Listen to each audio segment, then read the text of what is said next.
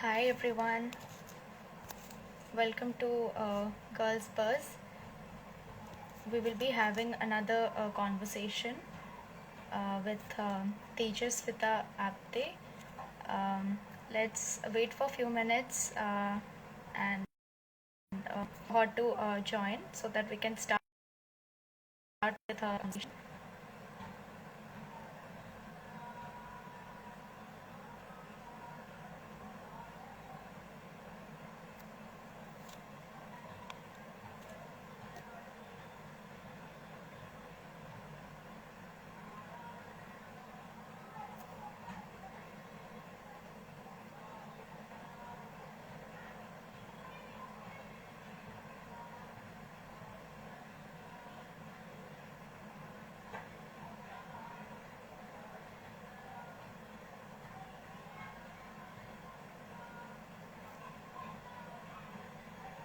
Please stay tuned, guys. We will be having shortly.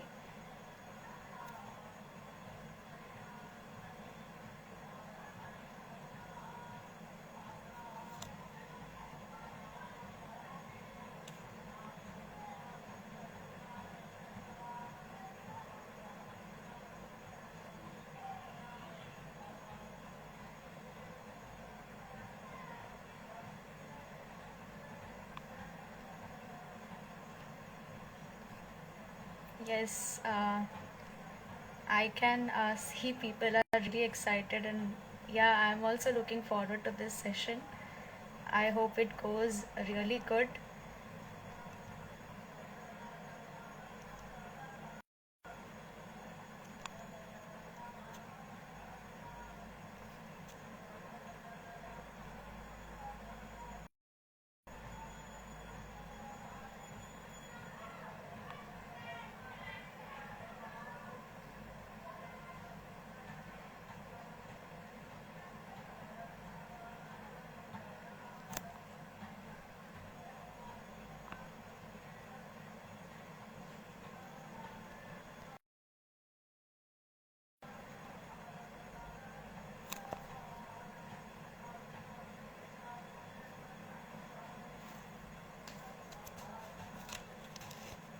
Meanwhile, those who are here watching me, you can put your queries and questions in the comment section. Um, After we finish talking, we can take your questions.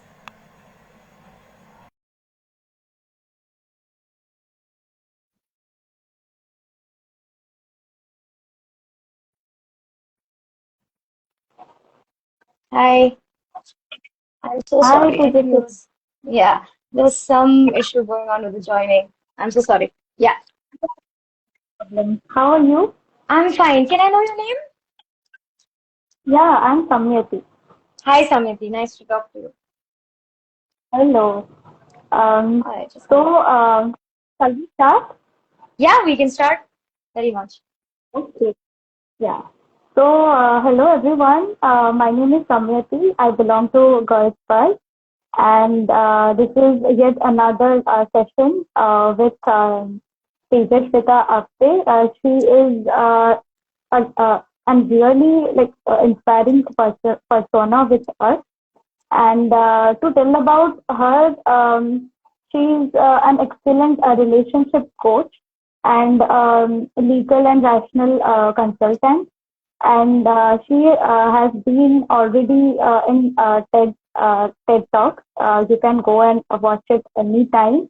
I know that will be very much inspiring to everyone here. And also not to forget, as an individual, she just keeps spreading all of the knowledge and how to keep up with the relationship. In today's era, when we go social and we look out for people to come and understand us, here she is who keeps helping us throughout our journey, makes everything a lot easier. Uh, let's welcome her. Welcome to a Girls Buzz, Tejas Shweta. Thank you so much. Uh, We would really love to hear something about you. Please, can you tell us about yourself? Yeah, of course. So my name is Tejasvita Apte. I'm a relationship coach and a couples coach actually. So most of my work revolves around couples and individuals, but with reference to their relationships. The four areas of work I usually do is related to marriage, infidelity, sex, and divorce. So those are the four areas of life where my work revolves around. How did I start doing this is also a personal journey. I used to be a lawyer. Um, and then I was also a medical legal consultant. And from there, I wanted to work in relationships. So I made that full-time change in about 2020. So that's what's going on with me. I started Dear, this, yeah, go on. no, you please continue. No, so I started sharing a lot of my work on Instagram, and it's been very interesting to connect to so many people with whom it resonates. So I'm pretty happy with the work I've been doing. It's very rewarding. Yeah, definitely, definitely. So, Tejasvita, can you just explain us and the Mm-hmm. viewers who are watching right now what exactly a relationship coach does? So my work involves actually improving your relationship. So I help you navigate through relationships. So that basically means, for example, if it's marriage or if it's a relationship of two people, um, a lot of times there are issues that come around communication. A lot of times it means that we bring something to the relationship from relationships in the past or our childhood. Like we all carry baggage. It's not specific to my talents. It's clients. It's me also, right? It's all of us. We all have baggage from our childhood that we bring. Nobody has gone to a love classroom. Nobody has taught us what to expect in a relationship, what's healthy, what's not healthy, what's normal. Nobody has taught us that. We kind of internalized all of that while growing up, by looking at the relationships around us. That is not necessarily the kind of relationships that we want, or the kind of relationships that will serve us, or the kind of relationships that are healthy. So a Yeah, relationship coach actually teaches you or kind of works with you to get some relational skills that you can use to be better at relationships. So that is what I do as my work. And then, of course, there are these life situations. There are issues that are specifically linked to sex, or there are issues that are specifically linked to infidelity, for example, or there are issues that yeah, are related to a separation, for example. There are two people, there are children involved, and they don't want to be together and they want to separate. And that very same thing can also be done peacefully or can also be done in a way that serves them both. It doesn't have to be bitter. It yeah, doesn't have to lead to a situation that increases the number of people who get hurt. There's going to be some amount of hurt anytime there is a breakup, obviously, but you can keep it to a bare minimum. It doesn't have to mean. So those are the kind of things that a relationship coach will help you navigate. yeah, Does that answer your question? definitely. You're right. Sorry? Does that answer your question? Yeah, yeah, All yes. right. Yeah. I we realized something, and what was sorry? Can you hear me? Yeah, yeah, there was a slight break. Can you repeat it? Okay, yeah, sure. Mm. I was asking that when was the time you realized that this is the thing I want to do, and this is the time I should become a relationship coach and guide people through it? When was the Right. time you realized? So honestly, it's a very, very personal journey for me specifically. So the time when it all started was actually through my own divorce. So this is about 2015, 2014, when I was going through a turbulent marriage or a difficult marriage, and I did not get the kind of help that I needed. I couldn't get help that or people that could advise me or tell me anything more than ऐसे ही होता है. This is how it is.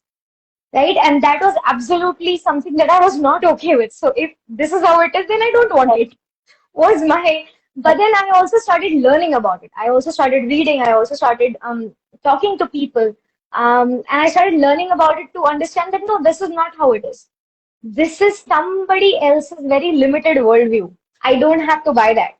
There are enough people who have worked around this. There is a lot of research on marriage that is fascinating. There is a lot of work done in the Western world to tell you, okay, what are the kind of normal conflicts that happen? How do we negotiate that? How do we, there is so much out there, content. in terms of content out there that you can learn from. So I started learning about it back then itself. And that's when I was like, okay, I would want to eventually do this. Was the idea that I always had. I obviously did not right away do anything about it. But I transitioned to be a medical legal consultant, for example. So what I used to do, my work involved ART, assisted reproductive technology. So on one side, I used to speak to commissioning couples who were going through surrogacy, and on the other side, I would speak to surrogates. So a lot of times I realized, okay, I really need to learn about speaking. I really need to learn about counseling because I am not doing something that is part of it is obviously legal, and I'm good with that because I've already studied it. So that's when I also started studying psychology. I also started studying how do you speak to people, how do you make them Right. understand, or so those were the kind of things. So it's a very gradual, very personal journey, and 2020 actually gave me the opportunity to do something about it. So 2020 was a time personally also where I was wondering, okay, what am I doing? It was for a lot of us, it was like a reprioritization of life. Right. So a lot Yeah. of my mentors, especially my teachers or people that I met across the world who helped me through this also, with some very basic questions like, okay, you want to do this, right? And the answer was yes, I want to do this in the future. I know that. And then the question is, okay, why are you postponing it then? It Yeah. was as simple as that, right? So that was also the time when I decided, okay, let me start this, let me see how it goes. And I'm very, very happy now with just one and a half, with just doing it full time because I was doing it on the sides anyway. Even when I was abroad, I was working, I was coaching on the sides. But so this was something that was a very personal journey. It was not a one fine day come moment that I had, okay, I want to do this. It was very gradual. And I think I came to this like this, that the journey that I just told you. But it is really soothing to hear that whatever you like, you pursued that.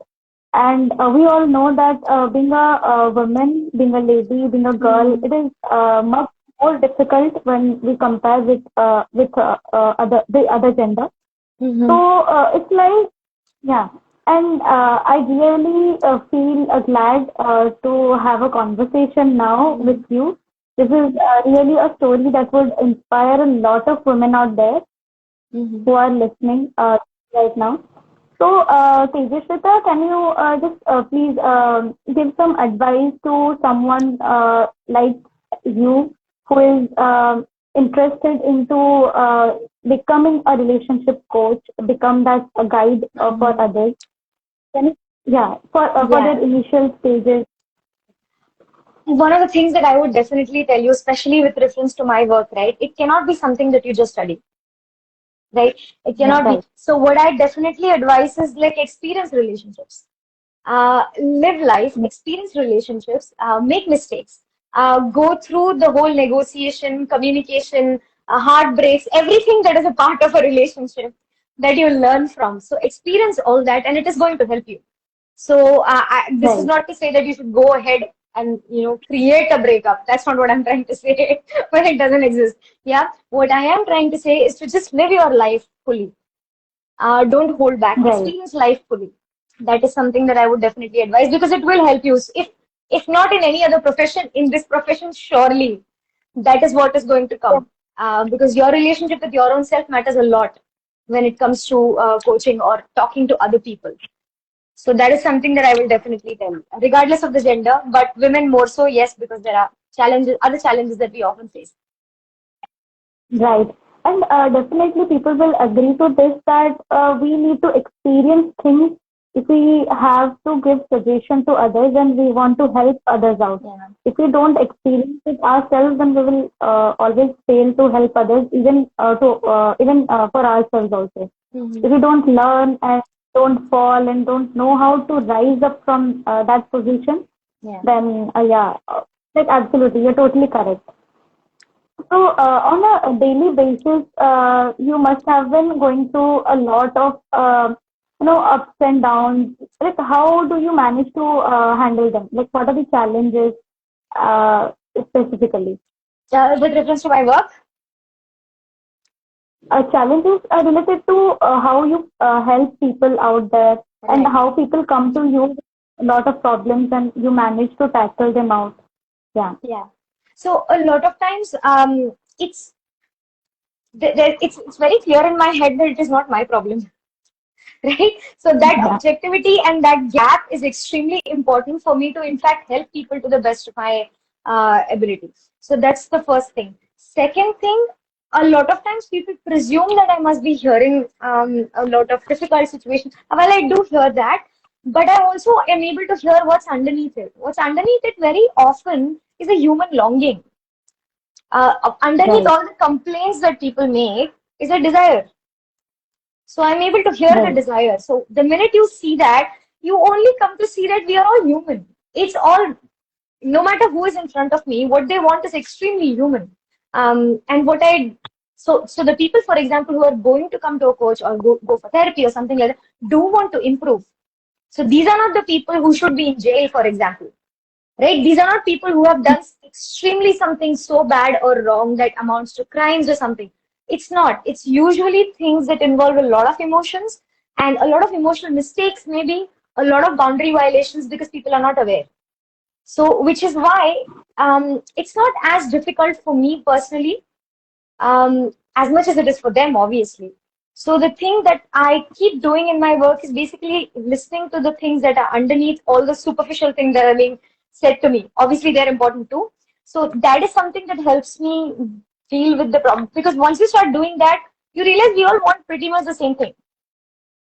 Of course, subjectively it can get different, and of course, certain things are different, obviously. But we all are looking for love. We all are looking for reassurance. We are all looking for belonging. We are all looking for autonomy, to be independent. We are all navigating this space between what does it mean to be independent and what does it mean to be interconnected with somebody. How much influence do I allow from you to me? How much do I hold on to my own self? These are the kind of Yeah. pulls that we all have. That is something that is involved in my work usually. I Right. don't know if I answered Yeah. did I answer your question? Yes, yes, All right. totally. Like when you said that it is more important to be correct, objective, to have a objectivity. Mhm. Like you should know that it is not my own problem, it is someone else's, but I need to help that person out to get through that, Mhm. or maybe not. Rather, you can just help that person out by making the process easier. Yeah. So yes, Or give them the correct. skills, By in fact. Or give yes, them the yes, skills that will help them. Yeah. yeah, because it is always easy to talk it out in front of in front of an expert like Yeah. you, because you have that kind of experience to help that person, and he or she must have known that's the reason they have approached to you. Mhm. So yes, yeah. So, what kind of situation, Tejasvita, do you usually encounter with your clients? Can you think of any one incident which you found very unique to tackle with? Okay, so I can give you the usual kind of things that I encounter. That's as general as I can get.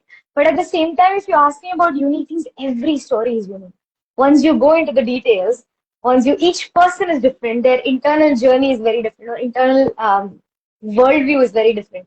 So the usual kind of Right. things that I come across are very often, if you're talking about couples, for example, that come to me together, very often it's communication related issues. Very often, see, nobody comes to a coach or nobody goes to therapy or anything else for that matter as a first resort. जब पहली लड़ाई होती है तो Right. nobody goes to a counselor, right? Usually after, on an average, in fact, research indicates that people wait 7 years to take help. So usually there Oh, is a lot okay. of baggage by the time they come to me. So when I work with people, it involves some amount of repair work. So when I talk Okay. about repair work, then yes, we have to talk about the past. We have to talk about listening and because whatever has happened in the past has already happened, right? So both the people Yeah. coming to me very often also know कि आज मैं कुछ नहीं कर सकता हूँ. Yeah, today I cannot do anything much about that. Everybody knows that. Right. Nonetheless, the past is always like kind of permeating into the fight that happens today, right? Yes. So somewhere that repair has to happen. So those are the kind of issues that I usually deal with. Repair related to the past, things that you have said, things that you have done, things that you have said to other people about me, for example, boundary violations that happened, your parents or your other people around, the tertiary relationship said or did this to me and you did not stand up for me. Those are the usual kind of, or navigating relationships with other people are the usual kind of things that happen between couples. Some often when I talk about people in their 40s that I talk to, older people or people in their 40s or 50s, a very common theme that I encounter is infidelity. Now, take it with a pinch of Okay. salt. I'm not trying to say that this is what happens in the society. I'm trying to say what comes to me. Yeah, very clearly. So very often the situation is such for people that, okay, 20 years of marriage have passed, 25 years of marriages have passed. Children have probably left the house because college shuru ho gaya hai, people are career time and everything. So we are the two of us again Yes. after a while. Now we've saved all the money that we needed to. So all of the struggle that was there in our 20s, everything is behind us. We are comfortable.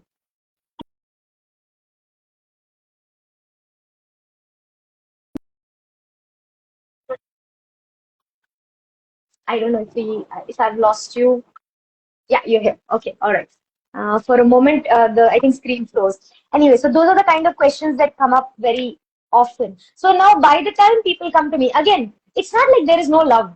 It's not like there is no respect. Actually, the marriage is great. They've been very good partners to each other. They've been very good teammates, very good parents together. But I'm not attracted to you anymore.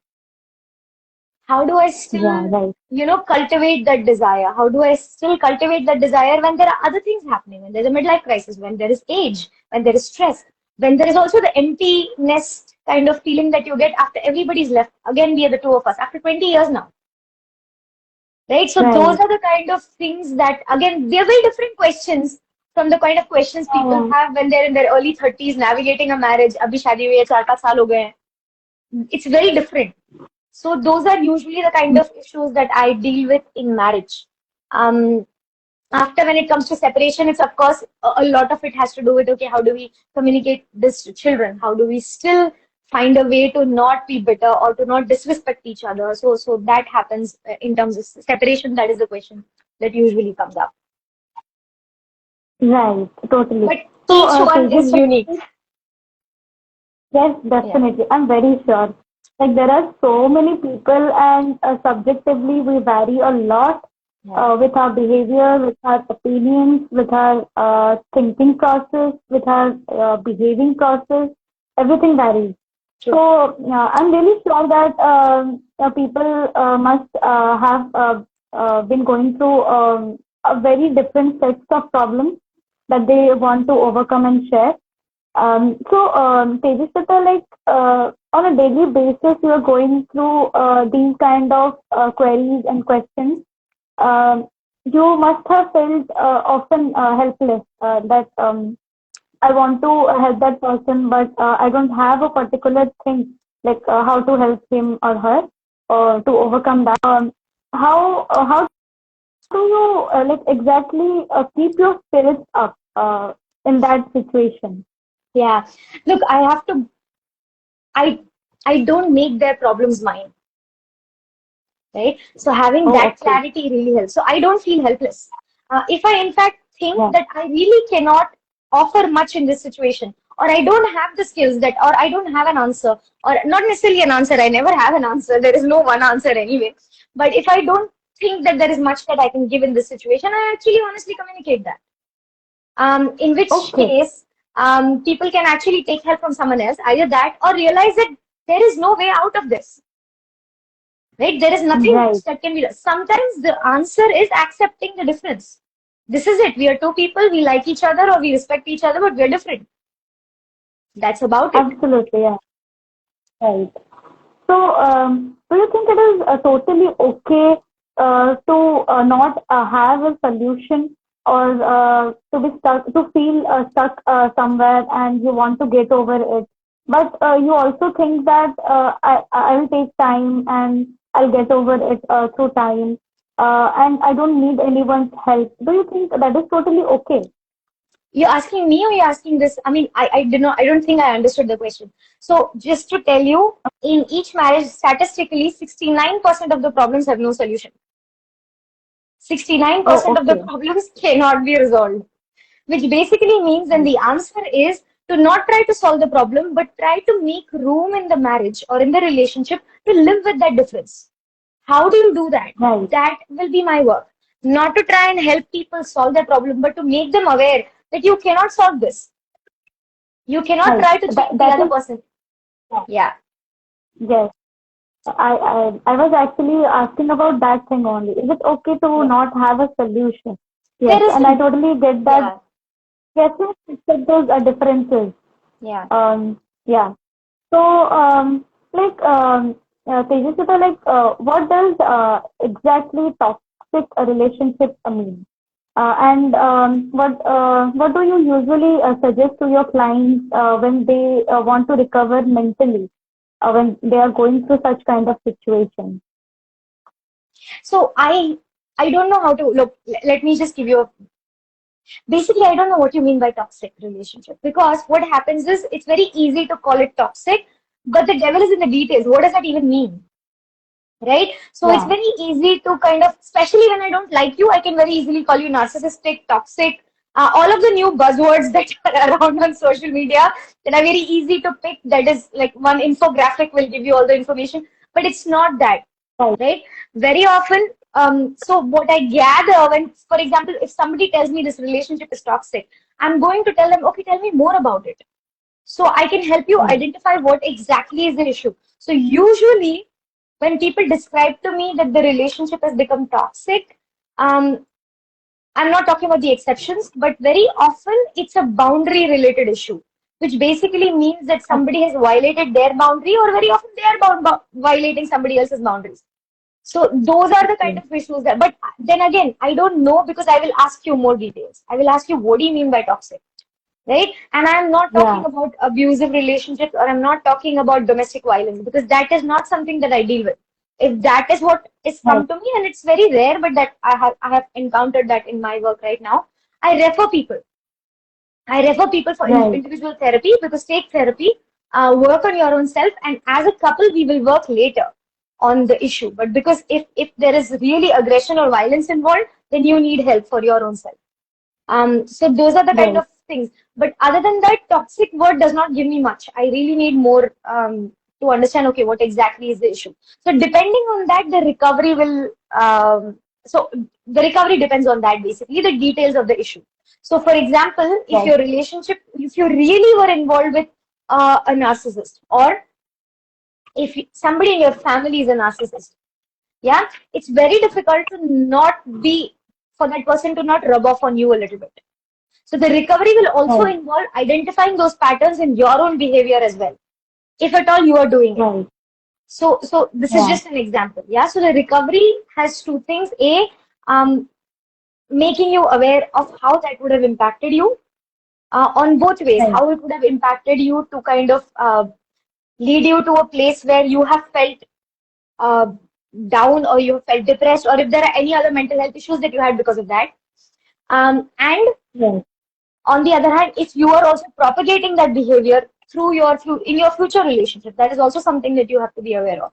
So it's recovery, for example, an example of recovery from a narcissistic relationship is something like this. But that is an example. Okay. Otherwise, toxic is a very wide term and also very vague. So I don't know what exactly. Yeah. Yes. So for giving us terminologies and tags like the toxic relationship which you just explained to us right now, this is actually very enlightening to know that that varies from people to people, and you actually enter into their problems to know what exactly is the trouble, Yeah. like what Yeah. exactly troubling them. And that is actually very obvious because if you don't know what is the exact problem, what is True. causing the issue, you won't be able to solve if we Yeah. would generalize the thing. Right. Like you are inspiring people so much. What exactly is your inspiration? Um, I don't know how to answer this, but I think people in general or my own relationships have been a big source of um, things that have inspired me to actually go ahead and learn about issues, something like that. But are you asking in terms of people who have inspired? There are many, many therapists that I actually look up to. There are many No, people that not, yeah, would yeah. you like to know So some? not exactly people. It could be anything. Just a book, just an incident that happened that might have happened with you, or like any kind of thing that motivates you internally to get going every day with these kind of situations?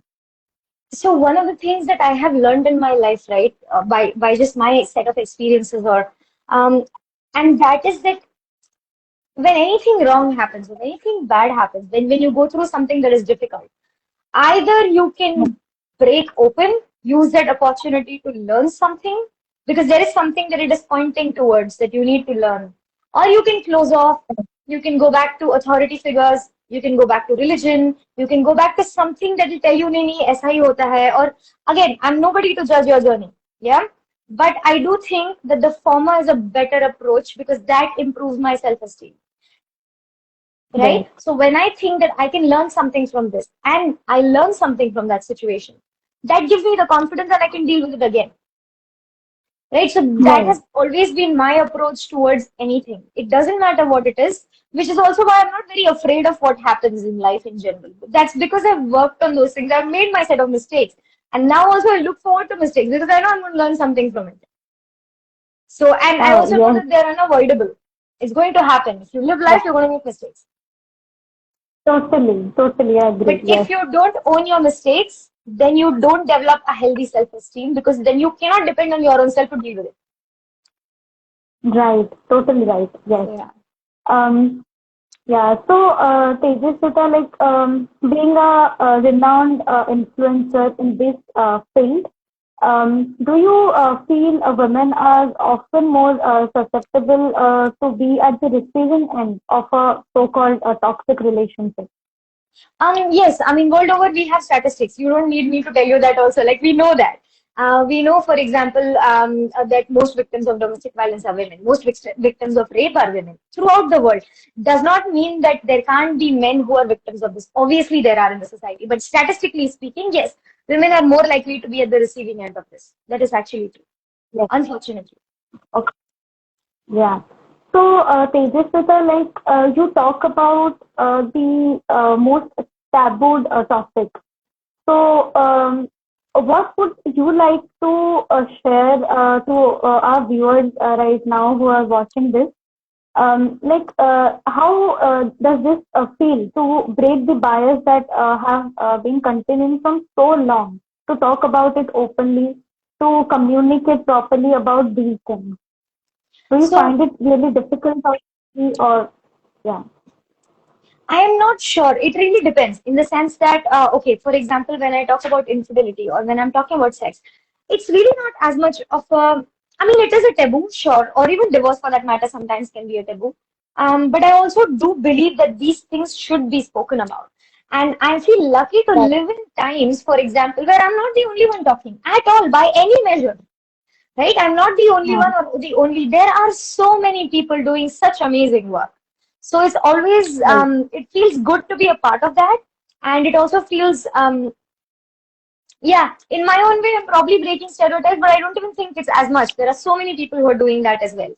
So I just feel lucky to live in Right. time, and I'm literally not the first person. If you look back in history, there were actually first people to come up with, like the first person, for example, who advocated for women's education. The first people, so those people obviously had much more difficult lives than we can ever even imagine. So True. in that way, I think it's just I feel lucky to be in a situation where I can talk about it and still feel safe. I don't have to worry about my physical safety, for example, when I talk about any of this. Yeah, right. So when we say that there is always a person to start a thing or to lead a thing, but it is also essential for the other people to recognize that cause and follow back. Yeah. And I really think that you are contributing towards eliminating those taboo things to a great extent. Through you, people are actually becoming more comfortable through your clients or patients who are there. And one thing I would like to know that, according to you, what would be the most generic problem in a marital relationship? What are usually the problems that people come Yes. across? So usually there are two ways that I can just give you the usual fights that happen. Especially just after you got married. The first few fights that happen are obviously with reference to boundaries with other people. But the question that's Yes. underneath is like, tell me that I matter to you, right? That the partners are Yeah. asking each other, where am I in your life? So when there is a fight when there is a fight in the family, the real question underneath is, how do I matter to you? What is my position in your life? That's what's the question that's Okay. underneath that the couple has to navigate and reassure each other. Okay, you are my life partner. You're whatever that may be. Yeah. So those are the kind of issues that happen just right off immediately after people get married. Also, because we are not in a society where people are individualistic enough that we live away from our families and we live together before marriage. That's not the case. Usually, we are living with our families, and after marriage, we start living together with our partner.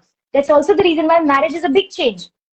So the minute there is a Right. big change that happens, obviously you have to navigate that change, and create a Right. place for your own self. So those are the usual fights that happen immediately. Then of course there are common situations. There are issues related to communication very often. We don't know how to communicate. We communicate, or we kind of pick on the communication that goes on around us in our families very often, which is not very healthy. So, for example, it's very common for Right. people to be needlessly critical, sarcastic. So much of our humor is sarcastic. So much of our humor is Right. based on pulling someone's leg. And obviously, in intimate Right. relationship, that doesn't go well. Your friend will probably take it because your friend, you don't have so many stakes in friendship as you Yes. have in an intimate relationship. Your partner is not going to like it, right? Right. So those are the kind of things that people have to learn to not do, and yet be playful, because you can't really be very serious in the relationship either. So those were the kind of things that Right. you have to learn to communicate. You also have to learn to communicate, to be vulnerable to the other. Those are issues that Right. around communication that happen very often. The bigger issues also come, for example, later, which are about the boundaries of monogamy, which is something that keeps coming these days, especially as you age. So, what does it mean? Are we going to, for example, what is monogamy for you may not be what's monogamy for me.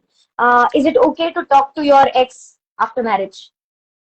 The answer to that question will really be very subjective, right? Is it okay, for example, to chat up a random person in a bar? The answer to that will Right. be very subjective. So those are the kind of things that people have to learn to communicate, and they will keep coming. Yeah. So there's a lot of details here that people have to learn to communicate. So those are usually the kind of Yes. questions that come. So I just have a follow-up question in my mind to this one. Like as you said that there are problems created in marital life because we don't have experience, Yeah. any previous experience. So do you think living relationship would help to ease out this problem a lot? Or what's your take on this? So I don't see that much as a difference, in the sense that whether you live in before marriage or not is really a very personal choice. There are enough people who can, there are enough people who can't. India is such a diverse country that you have both. Yeah. Um, um, Yes. but that, whether you have lived before or after, does not necessarily predict the trajectory of your Mm. relationship after. Uh, Yeah. because Okay. so whether you had lived in or not. So for example, you had, there's so many details here. For example, if you lived in together for, let's say, 6 months and then you got married, yeah, Yeah. versus you met many times, like what happens very often in arranged marriages, like you meet, you like each other, you probably get engaged like in 3 or 4 months, and then there's a courtship period of 8 to 9 months, and then people get married, right? That's also what happens. So those are really the beginning. Whether you live together and you start, whether you, of course, it makes some difference. I'm not trying to say it makes no difference. It does make some difference. But fact still remains that what do you do after every single day for the next 50 years will determine the quality of your marriage, not the beginning. Yeah. So True. that's how Right. I usually see it, because there are enough people who lived in before and got divorced later, or the relationship didn't work. There are enough people who didn't know each other, got married, and are happy today because they learned the skills to Right. navigate the relationship. And there are enough people actually who got married who are absolutely unhappy, but divorce is not an option. Right. You also Totally. have people like that. So I mean, a lot of it you cannot even determine what is a quality relationship. You cannot even measure that. How are you going to measure it? Just because Yeah. two people are So together on paper doesn't mean they're happy. true. So there is always the thing we should try, that is accepting others like how they are. Mm-hmm. Sometimes people need to adjust, need to accommodate. But I think that is the thing between two people to continue in a relationship for a longer time, Yeah. no matter how big responsibilities Yeah. are. What I Correct. would definitely Yeah. say is to spend some time getting to know the other. That is always Right. a better Right. deal. There is always, that doesn't mean you have to live with each other before. That's a very personal decision. But actually getting to know the other person, otherwise you leave everything to chance. And that may not Yeah. always work out. So it's still better to spend some time getting to know each other. How much I mean, again, there's research about that. At least a minimum of 4 months, 3 to 4 months, you require to know the other person outside of all of the makeup and all of the best behavior that they are going to bring when you meet for coffee. Yeah. Okay. So, like, Tejasvita, what would you like to suggest to the women who are, they want to get married, and then the new mothers, what Mhm. would you suggest them how to tackle the daily life problems, how to manage things mindfully? What would be your Mhm. suggestion? So one of the things that I would definitely suggest to women, especially because this is a challenge that we have, is that we kind of tend to be the emotional service center for everybody else but our own Right. self. So that is something that a lot of women do. So since we are talking about relationships, I think the one thing that I will definitely say, it doesn't matter whether you've had a baby or not, but your relationship with your own self should be something that you work on, should be something that you actually give a lot of importance to. That's something that, and that would Right. also be the same thing that I would say to moms, no matter their age, new moms or older moms, because there is Right. always a lot of self-criticism that comes to women very naturally. That we are going to have a Right. very critical voice inside of us, no matter what we do. And at the same time, there's a lot of criticism that also comes from other people on the outside. If you are a working mother, they're going to criticize you. If you're a stay-at-home mom, there is criticism. So there is no way that you can navigate. You cannot avoid it. What you can definitely do is work on your own self to have a very good relationship with your own self, where you're confident. It Right. doesn't matter what you do. You are not answerable to other people. You're probably answerable if Right. you're a mother, and if you're a new mother, you're probably required to take care of that little one, and that's about it. Right? So, Right. so those are the kind of things that I would definitely ask people to do. Other than that, nothing, because I feel like women are just inundated by other people telling them what to do. It's time that Yes. we learn to answer that question for ourselves. Yes. So I really loved when you said that we need to focus on ourselves first rather than Yeah, accepting people to judge us, to direct us, and to say that you should do this, you should behave like that, you should follow a particular thing. yeah, So yes, definitely we should keep ourselves at the front, and we should give ourselves the priority than listening to anyone else. That is yeah. really yes, that is a really great advice from you. So now, Tejasvita, we would like to take some questions that are here in the Mhm. comment section. Yeah. Yeah, just scroll through. So someone says, I love Tejasvita's journey. It's nice to see how she That's has very grown. nice.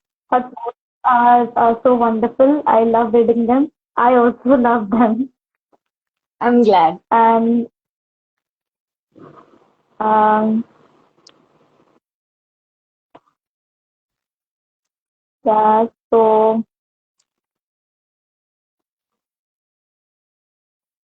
there are so many people, like very well put. Yes, definitely. Yes, it is like the way you were answering the question, and you really had wonderful examples to show. There is someone who is saying society has completely changed in this generation, and people are directly or indirectly leading life like their parents. Um, Yes, I also think that to some extent we are following our parents. Okay, yes, we have a question. How to overcome the regret of not meeting the proper partner in like school or college and meeting them very late in life, 40s.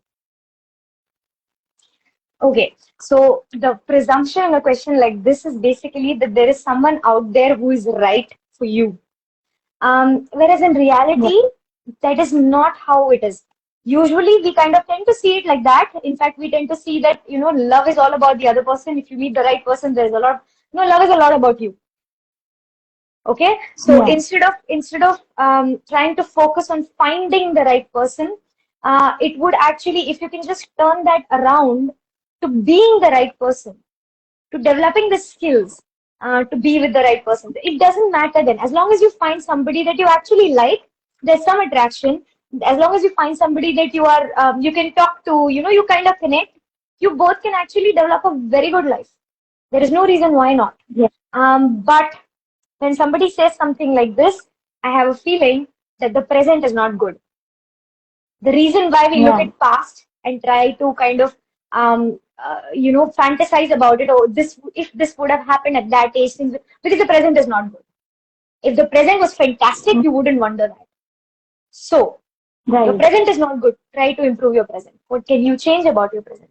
That is something that you can actually do instead of saying, I wish I had met X person, Y person at that age. Well, you didn't, right? yes, But the reason why you tend to think like that is because something is not working right now. So instead of yeah, escaping into some kind of past thing, it's better to actually figure out, okay, what's not working right now? What can I change about my present? That would actually help. yeah. So we also have yeah, another question. Does gender of the therapist play any role when people choose to go to a therapist? Sometimes it does, but it really depends on you. Um, Yeah, sometimes for some people, they may specifically want a therapist of a particular gender.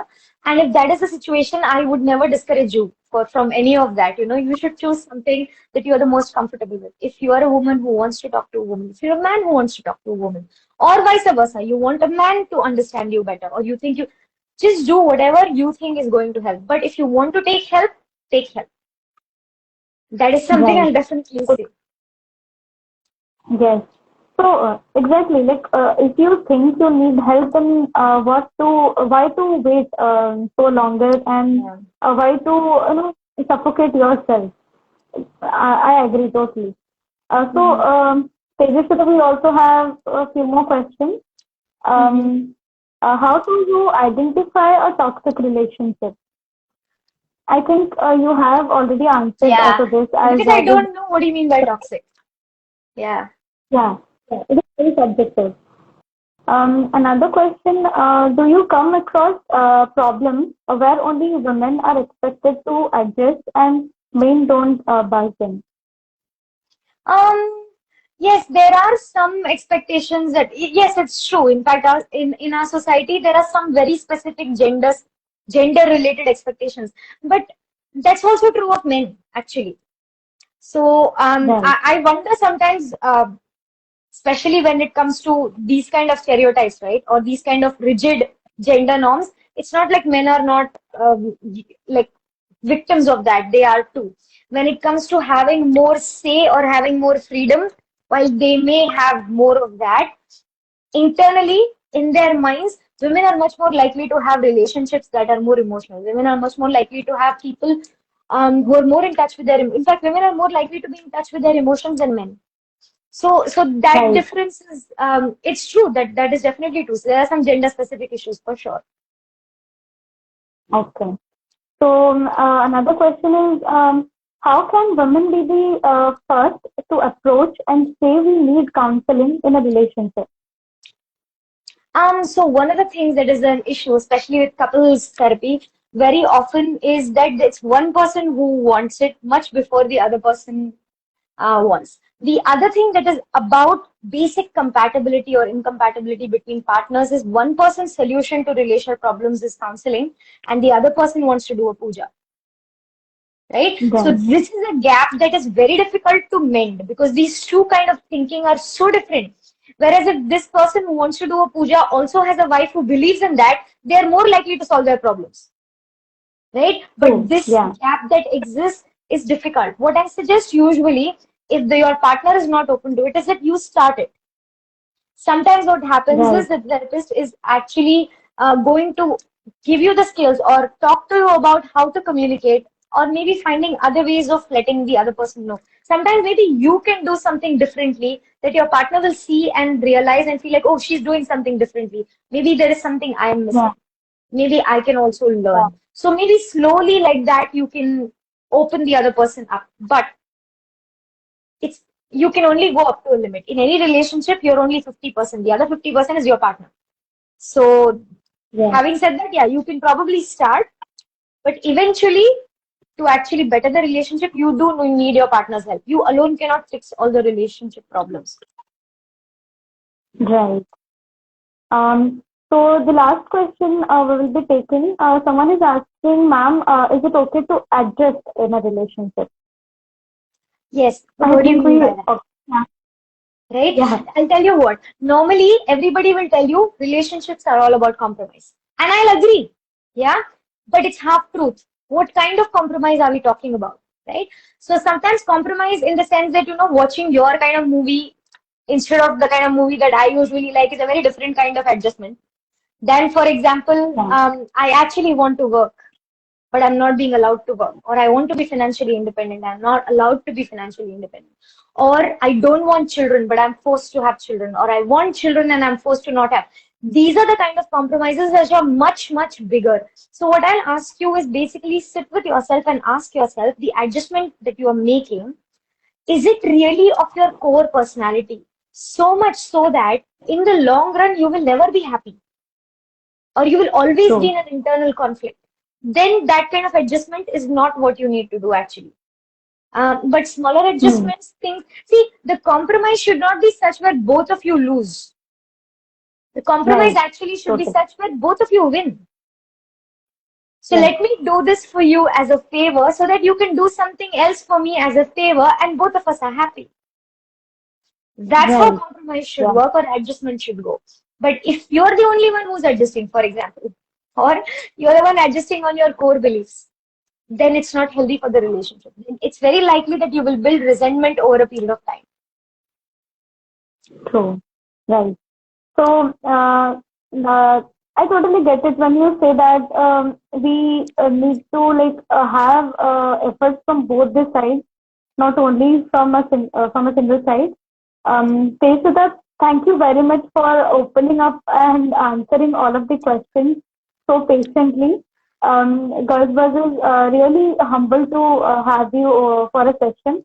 I'm really glad to have a conversation from for such a duration, and I hope people, those who had questions, they will definitely reach out to you if they face any kind of problem. And really, you're doing wonders to help people throughout their lives to ease out problems which they are facing, they have been facing from so long that we could normal people could never address and never relate to that. And thank you for sharing so much examples through which we can also learn a lot. Thank you for spending time with us. So to the Thank you so much, Samir. viewers, Yeah, it was so good to talk to to you the viewers, also. I just have to say this, yeah, because you were very kind with all your words. Thank you so much, and I'm glad that you had a good time. I had a good time answering your questions too. I really hope that everybody who's watching or everybody who will watch in the future also is having a good time. So thanks so much for asking all we the are interesting questions. really glad to have you over. Um, so we shall end this session right here. Stay tuned for more sessions to break the bias. Thank you everyone for joining us. Thank you, Tejasvita. Thanks so much. Thanks, guys, for listening. Yeah. Bye. Bye bye.